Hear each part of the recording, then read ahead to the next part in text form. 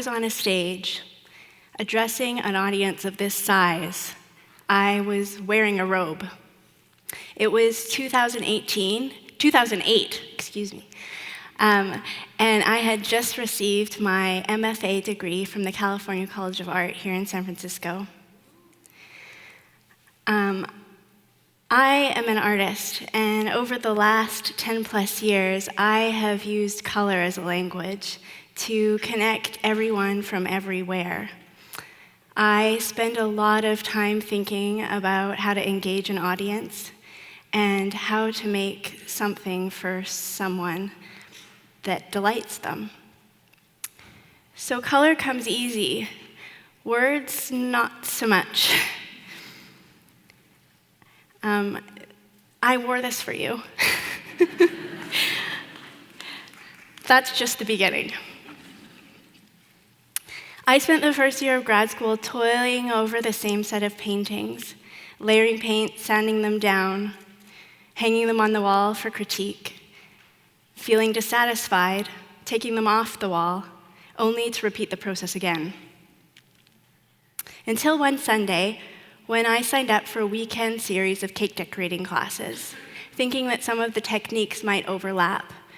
The ways of frosting a cake could make their way onto the paintings. This resulted in a lot of pretty funky cakes, which I would bring by bike to my painting critiques, where I learned a valuable lesson. People enjoy eating cake a lot more than they like critiquing art. But I observed their response, which was one of delight, and I delighted in their delight. They asked questions, they were engaged, they dove in. How could it be that a cake and a painting made by the same person with the same intention evoke such different responses? We were having some serious conversations about the cake in their mouths that I desperately wanted to be having about the paintings on the wall. Could painting do what cake does? Can painting be generous? What does that look like? If art involves cake, are we satisfied? As well as cake was received to hungry students, it was a difficult plea in the context of grad school.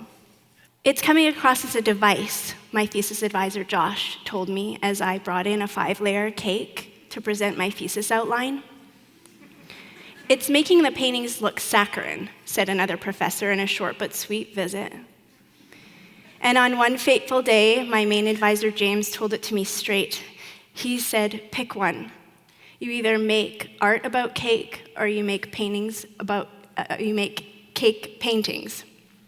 But pick one. To reinforce his point, he made me this sign on the spot to wear around my neck. No more cakes. He said, just try it. And so, with a sign around my neck and a pep to my step, I was freed from cake to be a painter. But it was too late. I loved making cakes, and I loved making paintings. Cake to me was the art with the intention of generosity. It could be beautiful and structural. It could be an evocative work of color and balance, and then people eat it. They find it too sweet or too vanilla-y, and then they move on. And this is the generosity of art to me. So the desire to marry the two, cake and painting, led me to write my thesis on the artistic possibilities of cake, and to one of my most surprising collaborations in my artistic life.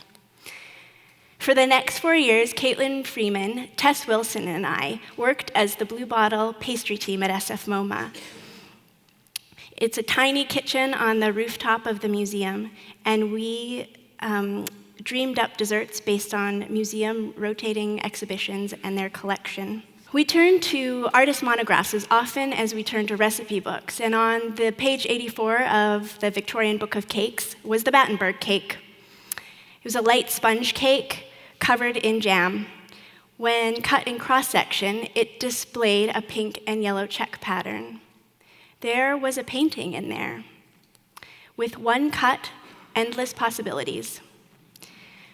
My favorite part of working at SF MoMA was having access to paintings and sculptures from artists who I admired and studied in real life every day, and honoring their concepts, materials, and processes through the desserts we made. We applied homemade jams to toast as if Rothko was there watching us. We flavored ice cubes to evoke the hues of hand-dyed thread that were used in Ruth Lasky's weavings. We measured the stripes with a ruler in Agnes Martin's paintings to determine the exact height of our ice cream sandwich. The minute someone ordered a Christian Marclay cookie plate based on his video, The Clock, we checked the time and swiftly sprinkled on powdered sugar. Then it was 2013 and time to pack up. SF MoMA was closing for 3 years for a major museum expansion. Here was another chapter where I was being freed from cake once again to be a painter. I was making these stripe paintings in my shared garage all through working at the museum, and I would layer the paint down, mask off the color before I went to work. I'd come home from work and it would be dry, and I would repeat the process. So these stripe paintings were a record of my time and routine, and they extended my continued quest for what makes a generous painting. Could I give a viewer the feeling of cake without cake? Could I do it with just color? Over the next several years, I tried.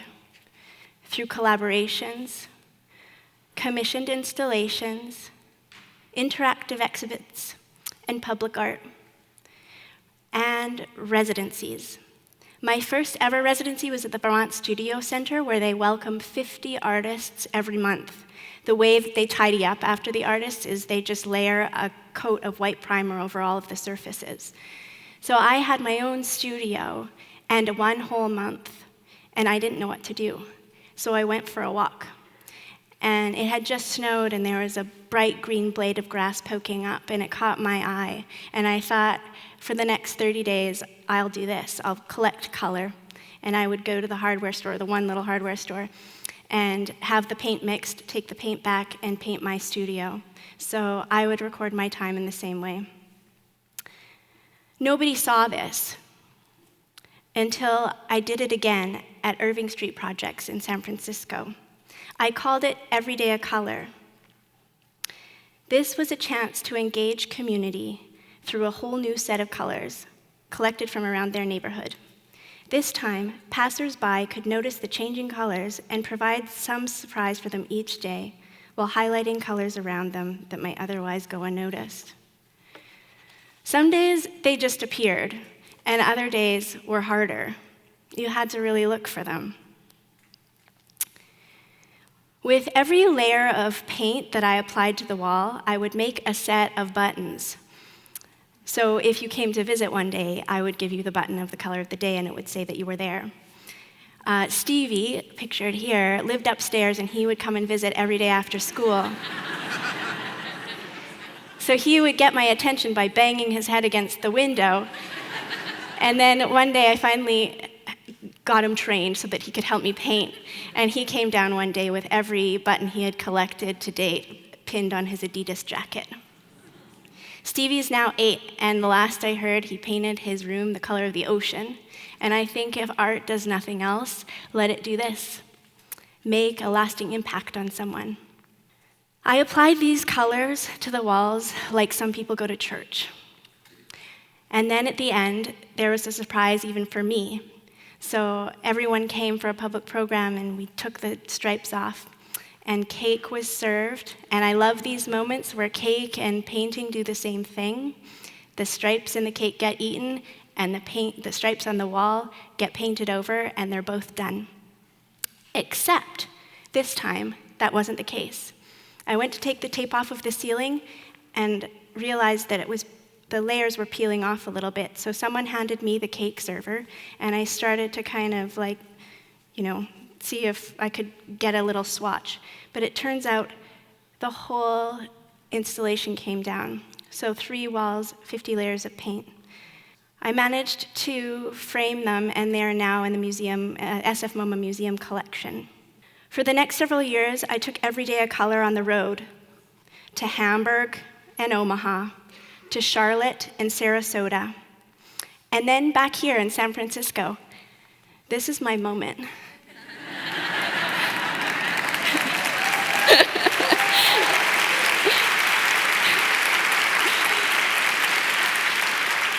I should have just come out and done that rather than giving you all this.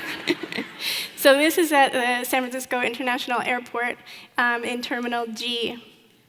I actually had this printed because this is the terminal that I fly out of to fly back to Canada, and I thought maybe one day I'll wear it and see if anyone notices that I match. So this is where travelers from all over can encounter the city's most colorful landmarks and decipher them through this legend. I took every day a color to Saskatoon, Saskatchewan, which is where I grew up. And while the layers of paint did not peel off the wall this time, there was another surprise: baking cakes again, in my parents' kitchen for the closing event that was listed Cakes and Conversation. This was the night of the election. The cakes came out just as I expected. The election results did not. I frosted them anyway. Another phrase Tess and I would use in the kitchen was, make a cake about it. When artwork inspired us, make a cake about it. If something frustrated us, make a cake about it. Who knew that this mantra would come in so handy? In January of 2017, the day of the news of the first Muslim ban, Tess was on a plane from Chicago, where she lived, to San Francisco to visit. She landed in the afternoon with an idea, and that night, we launched Protest Cakes. Cake was our means of expressing our dissent. We took in the news, called each other daily to plan the next cake and caption, source ingredients. We shared them on Instagram and at protests and fundraisers. In protesting attacks on climate and environmental justice, made in protest of the plan to defund Planned Parenthood, in solidarity with all our animal neighbors, the Endangered Species Act cake, and then in protest of the plan to defund free school lunch programs, which had provided 224 billion free lunches to hungry kids. We made so many cakes that year in protest and solidarity. 80 more in celebration was no big deal. It was SF MoMA's birthday bash in 2017, a one-night event with a theme monochrome. We color-matched frosting to paint chips, loaded 80 cakes into a U-Haul. We designed this serpentine table, which was inspired by the Solowit mural you can see a little glimpse of. And from here, we served 2,000 slices of cake. Solange played. The cakes matched her outfits. It made me pretty happy. And in one night, it was all over. I went from SF MoMA to the dump. The Recology Artist in Residence program is an internationally renowned program. I applied 5 years in a row, mostly because you got to wear a hard hat and steel-toed boots and have your own shopping cart, but also because you got a studio, a stipend, and full access to all of the garbage. The one stipulation was you couldn't bring anything in, and so you really had to use what was available. I had an interesting encounter here. One day I took out my cart and looking for material, and I spotted a familiar palette. There were pinks and reds and oranges and frosting. This was a year and a half after the SF MoMA cake event. I happened to be there on a day where the event coordinator was probably dropping them off because they didn't have room in their storage, and I found them, 40 of the 80.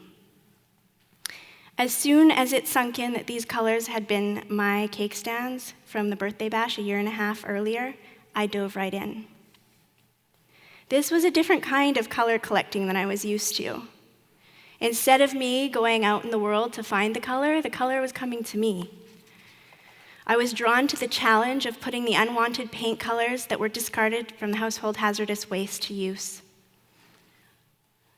I had encountered my own personal garbage, and I was going to try to make the most beautiful and lasting art that I could with it.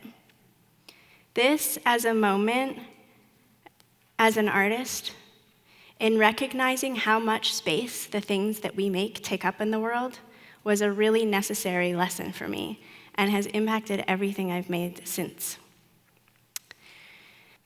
I still feel a real sense of urgency to give you something tangible here today. And trust me when I say I had some sleepless nights calculating the pounds of butter I would need to make all of you a slice of cake.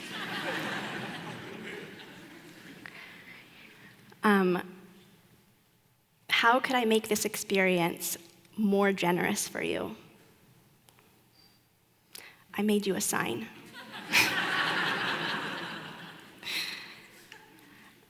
I won't make you wear it, but try to remember this color and try to find it out in the world when you leave. And if you could choose one of these colored pieces of paper to make your own sign for someone, what color would it be? What would you urge someone to try that makes them see things differently? So the real experience actually happens when you leave here. And hopefully your perspective has shifted to notice color in a new way. And if you pay attention to it, a surprise might emerge. Thank you.